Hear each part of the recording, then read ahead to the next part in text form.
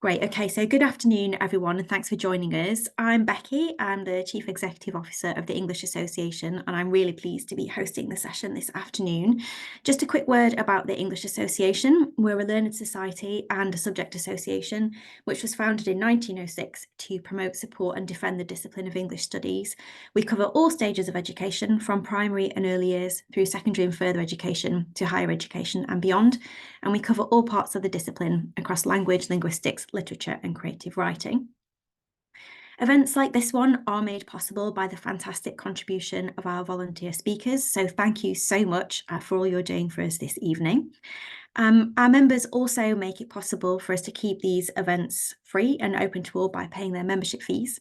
So if you'd like to contribute to the national conversation around English and help support our discipline, please do consider joining us. It costs just £53 to support our events and campaigning work for a whole year, and you get access to a range of member benefits, including online access to all our journals. Right, enough from me. So now it is my great pleasure to hand over tonight to Holly, who is going to be in charge. Thank you. Oh, that sounds scary, doesn't it? In charge. Hi, everyone. Great to see so many faces here. I know it's we're gearing up towards exam time, and whether that's functional skills and GCSE. So thank you for finding the time this evening to join us. And I know some of you are under Ofsted. I've heard so many people say that Ofsted are in. So if they're with you, best of luck, and make sure you pace yourself. Thank you for joining us. So just a quick bit on the front page here that I wanted to share. If you're not following the English Association across on Twitter or on LinkedIn, you'll notice our handles across the bottom. There's some fantastic stuff happening, and this is just one of the first of our Gathering Voices events, which falls into some of the work that we're doing here at the English Association. I just wanted to spend a couple of minutes before I hand over to the really good bits of our wonderful speakers about what's going on.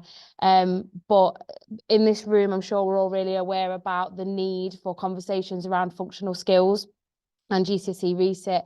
And as we've progressed over the years, and I've met quite a few of you, it's really evident that actually functional skills doesn't have its perceived value, and it doesn't hold that value in certain spaces. And what's great about the English Association is that it's taken further education under its wing by the fantastic support of not just Becky, but Elizabeth Draper.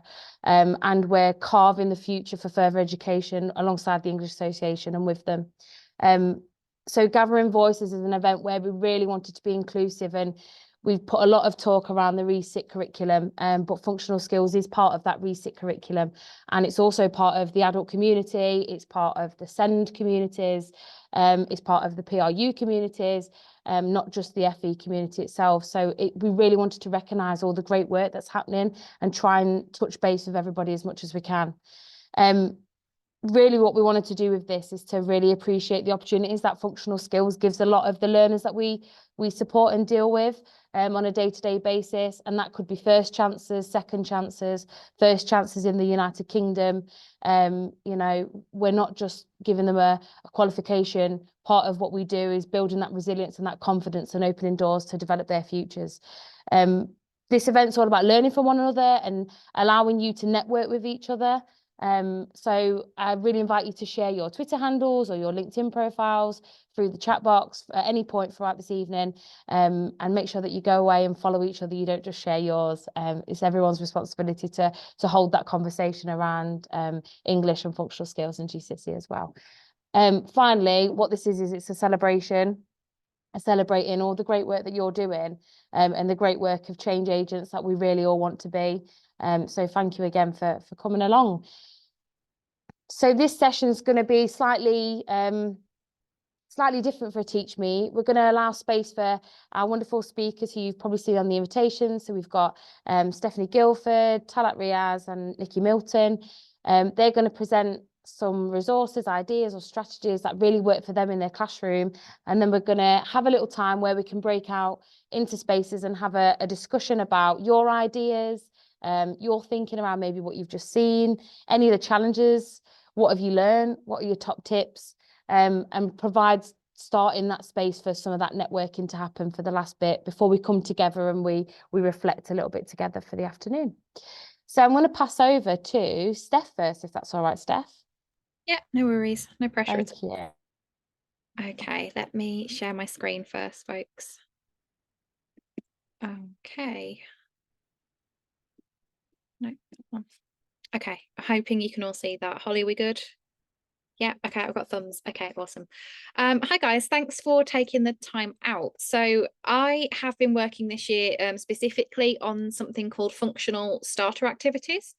I had a colleague phrase it really delicately earlier while we were in an EDI meeting, that teachers tend to be gagging for starters.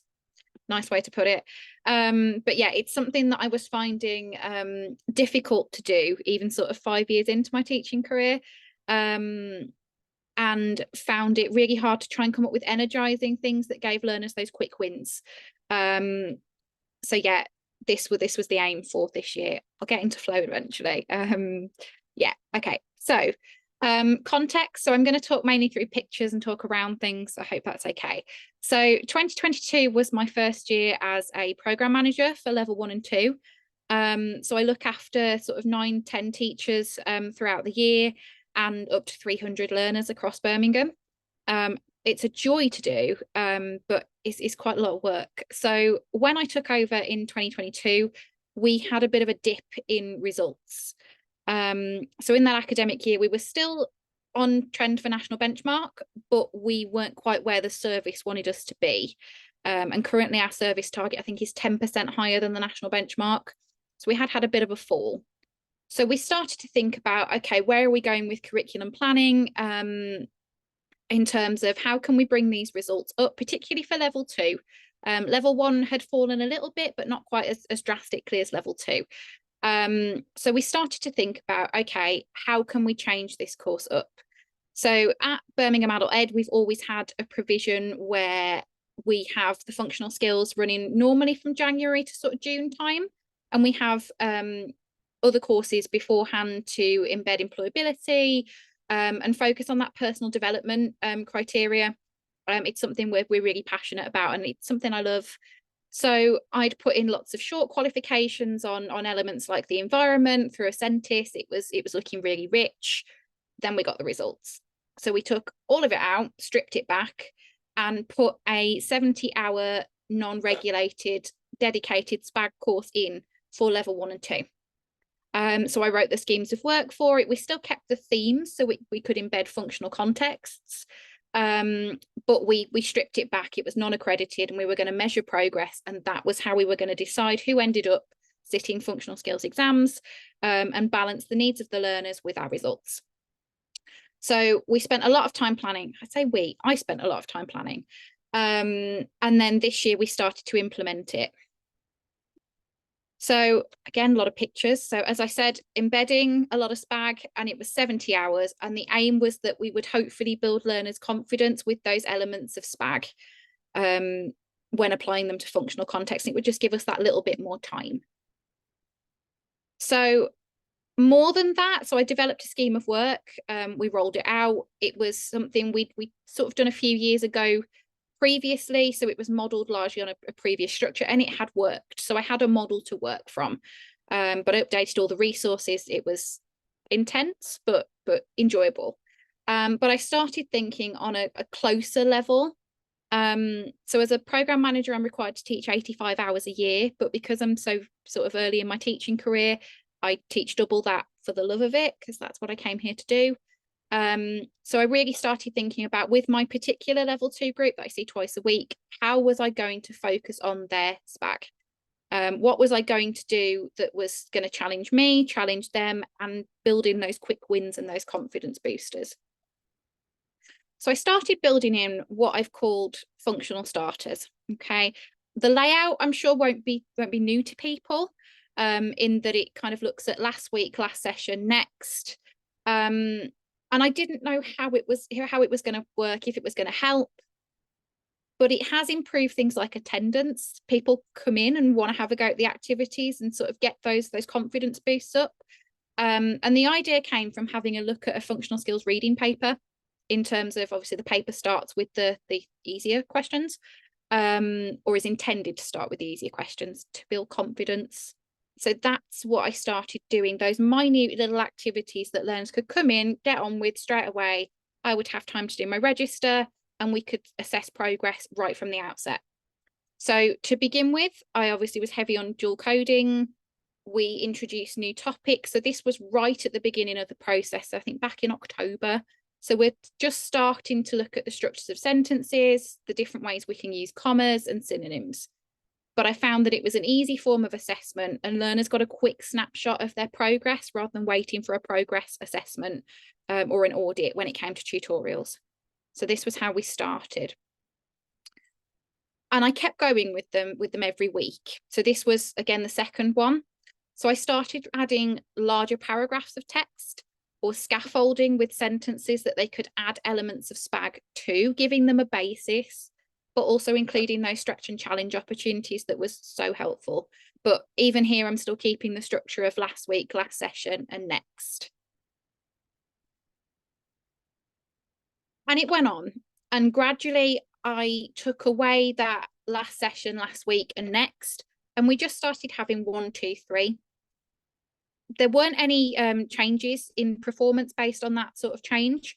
But one thing I did pick up is some of my dyslexic learners started saying, gradients are really bad, please don't use them. So it allowed us to kind of have those conversations about accessibility needs that sometimes I think learners, you don't know what you don't know.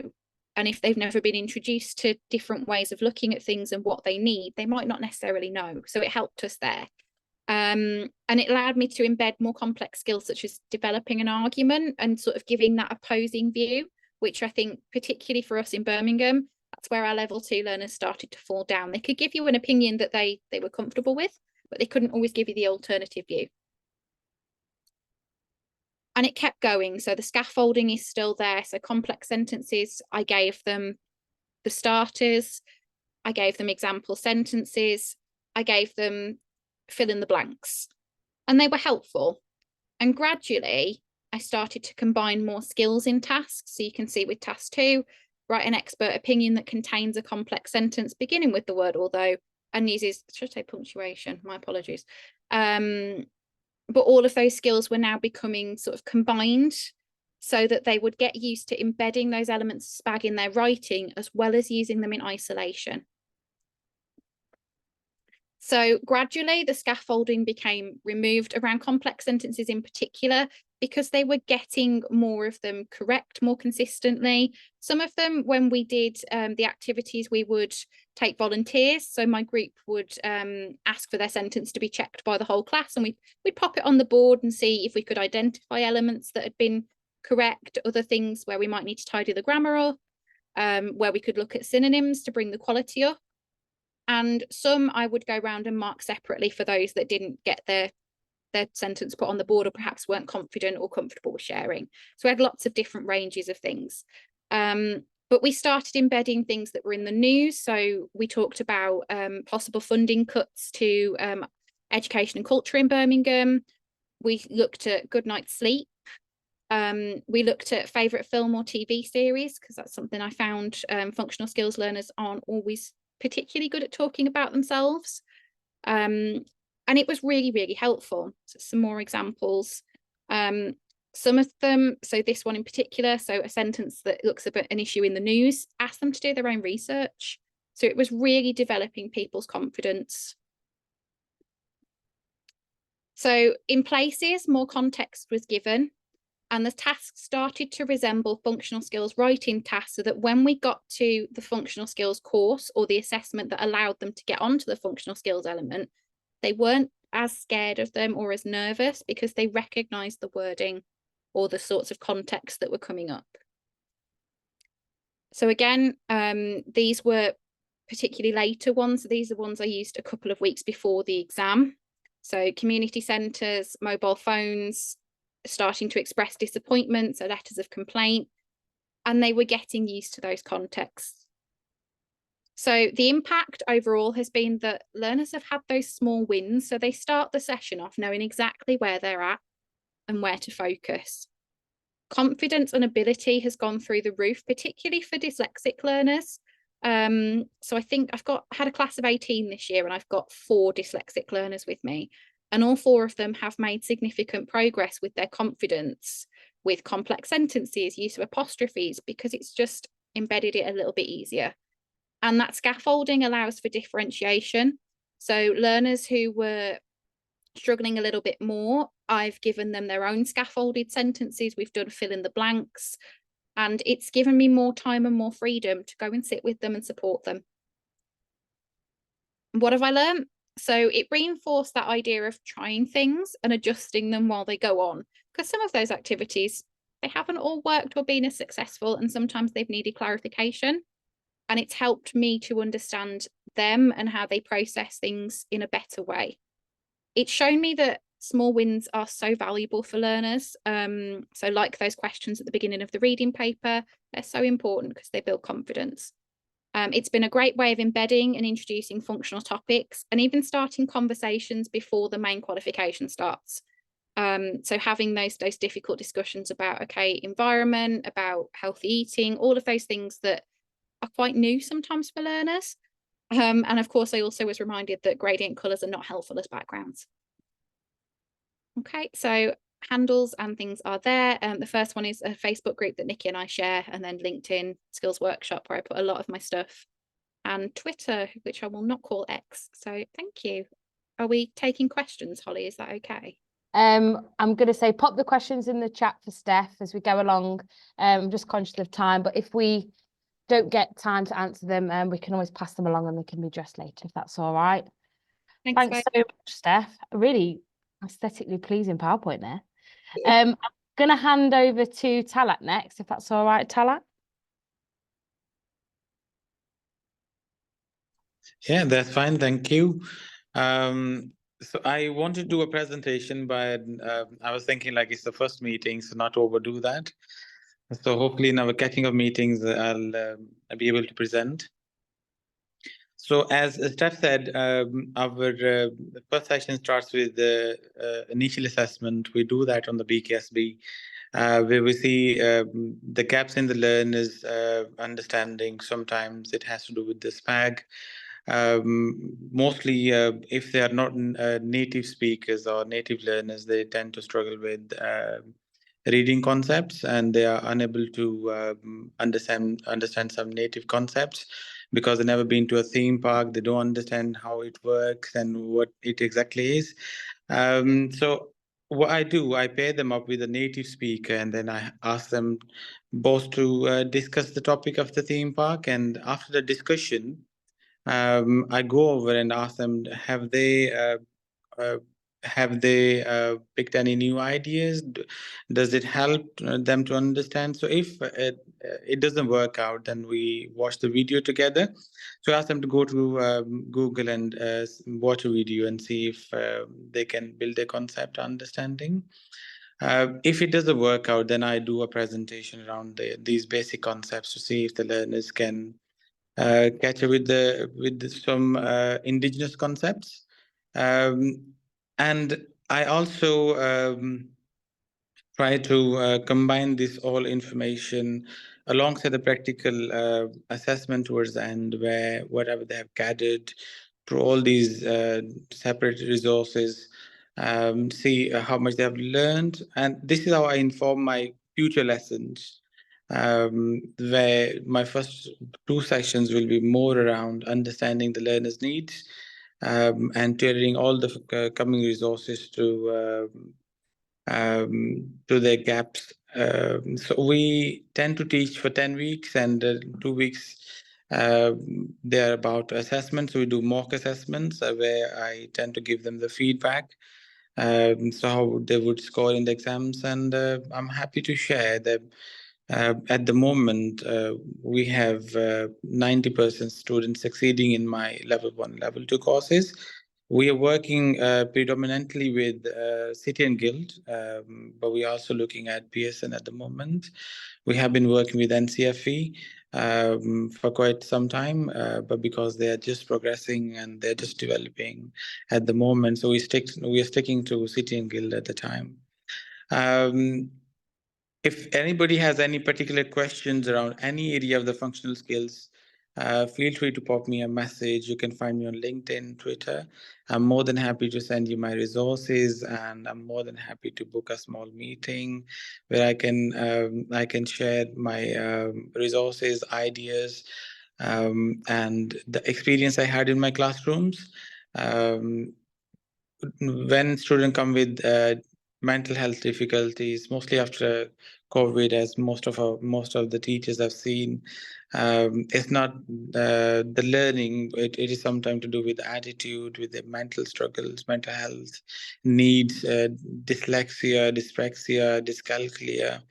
I mean, there's a lot. I mean, there are things which I can't name them. So I tend to support all these learners by having a discussion. Sometimes it can be one-to-one discussion within the lessons, or I escort them out. I'm happy to share one of the particular incident, where one learner, we were doing the induction, we had 50 people in the room, and she started crying, and I had no idea that what happened. I just went over the shoulder and asked, "Are you okay?" And she shouted back, "No, I'm not." And I didn't know what to say, but I took about 5 minutes. I just went around, had a walk, and then went back to the learner. I said, "Would you please come outside the classroom so we can discuss few things?" And when she came out the classroom, what I understood, it was their anxiety that they came back after 10, 15 years into the mainstream education. So they were like, they might have the same culture as they had in school. They might be bullied again. They might not be, supported. So after having a discussion, I reassured them that they'll be supported to best of the ability, best of my ability. And what I've seen after 5, 6 sessions, that similar learner, the same learner, she was able to explain everybody else that how to safeguard themselves while go on on trips. There's a particular thing when you stand by the side of the road and ask somebody for the lift, hitchhiking. So she was the one, she shared all her experiences of her travel to friends and how she kept herself safe. So that helped everybody to understand the concept in more deeper understanding than what I can share, because I had very less experience with hitchhiking.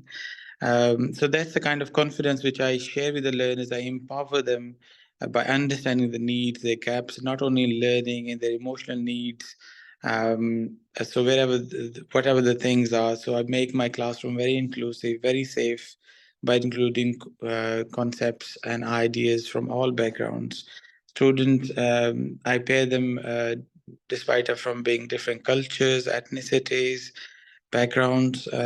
So I'm glad to share that most of the native learners, they're very happy to see a learner struggling with the language or with some of the reading concepts or writing concepts. They're happy to jump on this, and they're happy to help and share their ideas. So when I have the feedback, I'm happy to share the feedback. I often share them on the Twitter or maybe on LinkedIn. So when you see the feedback from the learners, they say it's not only the education is not only the reading and writing, which we learn in Talis classroom. We have more help regarding how to achieve success at our workplace, how to progress into the next steps into our careers. And most of the learners are able to, upskill themselves by going to universities, by reaching to the EPA endpoint assessment, and by finding one or two learners. I'm just finalizing my talk, because I think it's end of the day and it's good to be precise. So one of the learners, they were very frustrated because they were doing functional skills for 4 years with somewhere else. They came to me and they said, "This is my last chance, otherwise they'll end my apprenticeship." And I had them for a month, and we went through all the reading exercises, writing exercises, and we were 50-50, and but I gave all I can. So they have successfully achieved their qualification now, and they are able to complete their apprenticeship. So as I said, functional skills is not all about, as people think, it's not all about a simple reading or writing exercise. It's life changing. We are changing people's life, and we give people grade C in GCSEs. I mean, if it's not like mainstream GCSE, it's still grade C equivalent to GCSEs. So when people walk out of our classrooms, they are able to apply for university. They are able to apply for some mainstream jobs. As I say, I'm in my own college. I'm a focal person of functional skills. I'm trying to get to everybody and say functional skills is not very simple. It's not like where we are doing some basic concepts. It's very skill based, and we upskill people sometimes better than other subjects, where we give them confidence, we give them resilience, as Holly said in the beginning, and we give them the spirit to fight for themselves. Thank you very much, everybody. Please follow me on Talat. Twitter or LinkedIn, and I'm happy to help. Thank you, Holly, for having me. No problem. Thanks so much, Talat. I'm going to swiftly pass over to Nikki because I'm conscious of time. We might not get space to go into breakout rooms, but I think it's really important that we hear from the voices we've got in the room. So over to you, Nikki. Thank you very much. I should have not shared my screen before I tried to unmute, because haven't used Zoom in a very long time. Hello, everybody. For those of you that don't know me, my name is Nikki Milton. I am the Assistant Head of Department for Adults and Apprentices in English and Maths at Cambridge Regional College. So it's quite a mouthful there. I've added my Twitter handle to the slide. I am also on LinkedIn and on Facebook, as the sort of Steph's already mentioned. We share a group called English and FE. I've changed my mind about 3 or 4 times about what I wanted to talk about with you all, because I'm sometimes not very decisive, because there's loads of things I wanted to share, but obviously we are very limited for time. So what I thought I would like to talk to you about today, if I can actually get my slides working, bear with me. Come on. There we go. So not used to using Zoom at all. I wanted to talk about a project that actually Steph and I collaborated on. This is something we spent quite a lot of time on. I think there's still some work to be done. There's still lots of resources to be done. So looking at functional skills and how a lot of texts were not accessible, looking at how we could chunk texts, make them more accessible, bring them to life a little bit more, shall we say. And what I've just done is sort of, I've got different things on different slides just to sort of say the different things we're focusing on. So one of the things that this project did was chunking text and including discussion points. So this is a text here about social media causing depression. This was the basis of perhaps going on to speaking listening. So it was bringing a bit of reading, writing, speaking, listening all together. So we're not sort of having those separate sessions. It's all about sort of having them sort of mixed together. So you can see here with sort of chunks text, I've kind of got certain texts that are in different colors that sort of link in with the key vocabulary. But the main thing on here is the chunking text, making it more accessible, looking at it in different sections, and then having discussion points so that we can make sure that we've got comprehension, understanding, try to sort of take that to the next level, if you like, with learners, and just sort of build upon that.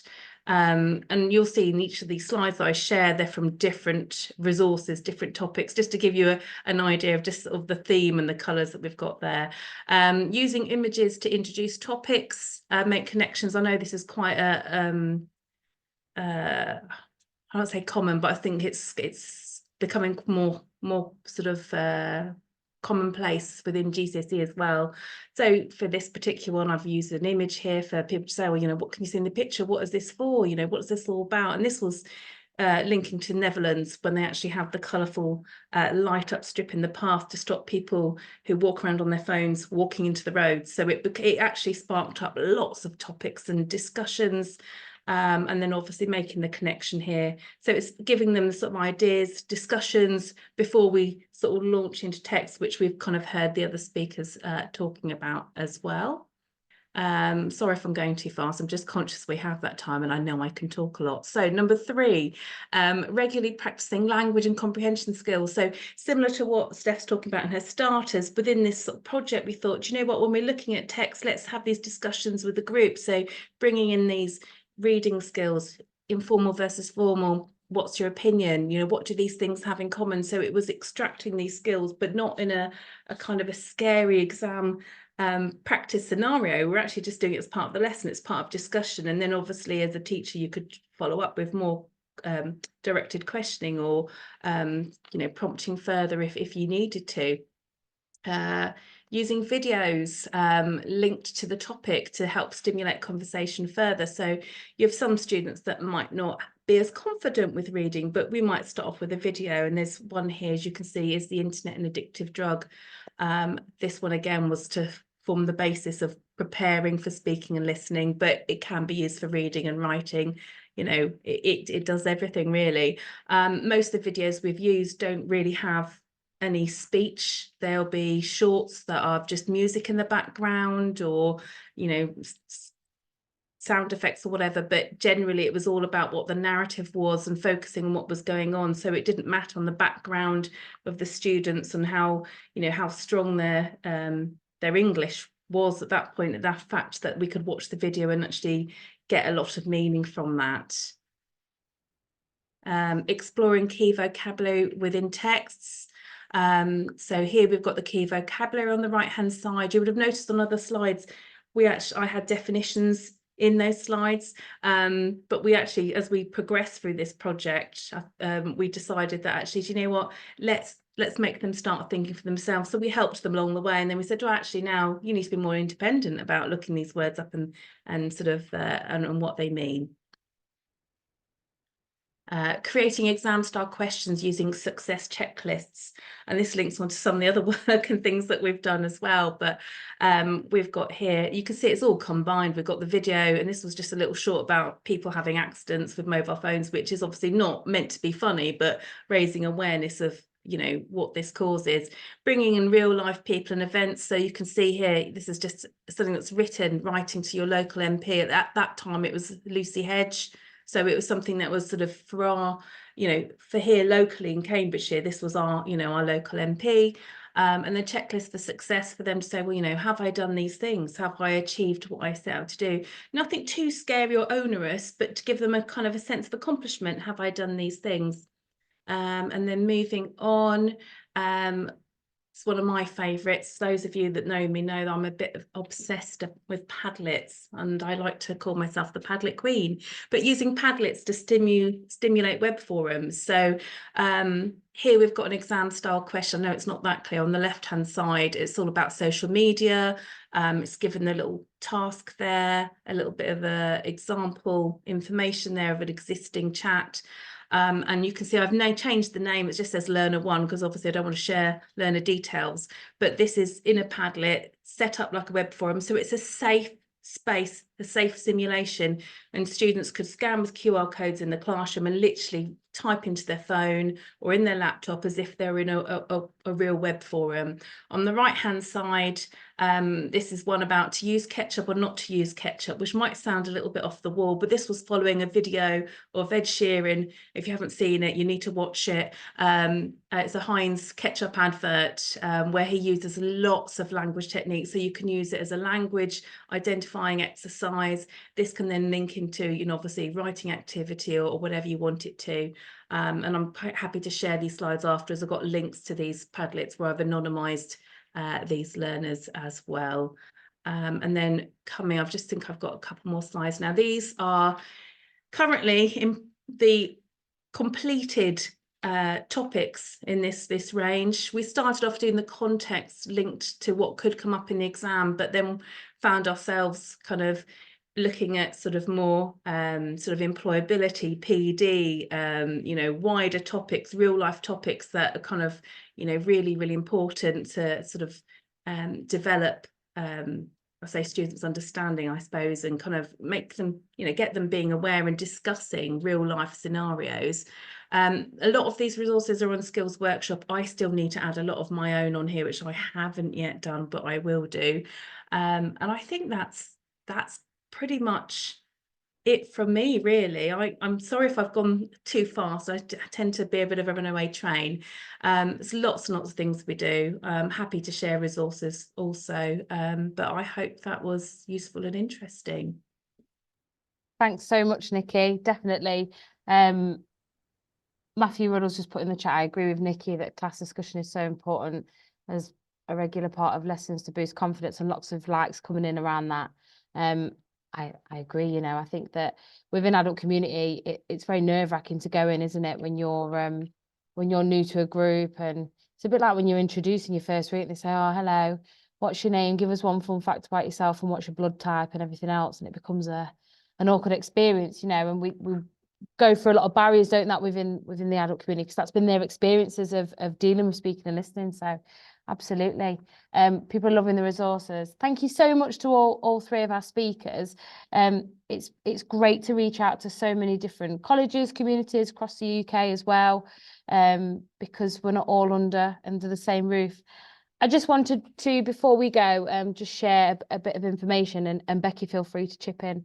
As Becky was saying at the start, this is only possible with part of our membership, and our wonderful members and what they do, and the membership package of what the EA is growing and growing each time.